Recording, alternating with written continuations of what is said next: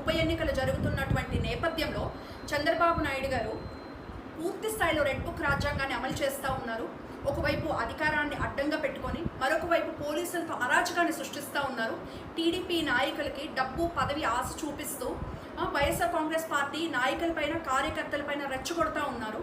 ఈ నెల 6వ తేదీన బీసీ సామాజిక వర్గానికి చెందినటువంటి వైఎస్ఆర్ కాంగ్రెస్ పార్టీ ఎమ్మెల్సీ రమేష్ యాదవ్ గారి పైన, అలాగే మరొక నాయకులు రామలింగారెడ్డి గారి పైన ఏ రకంగా ఎంత విచక్షణారహితంగా టీడీపీ నాయకులు దాడులు చేశారో, ఎలా హత్యాయత్నానికి పాల్పడ్డారో మనందరం కూడా చూసాము.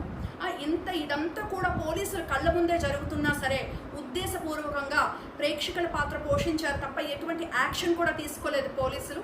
అంటే పోలీసు వ్యవస్థ అనేది ఎంతగా దిగజారిపోయిందో ఈ ఒక్క విషయంలో మనకి అర్థమవుతా ఉంది.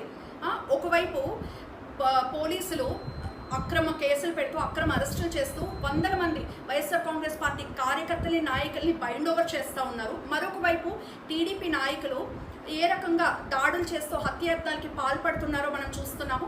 మరి ఏ ఒక్క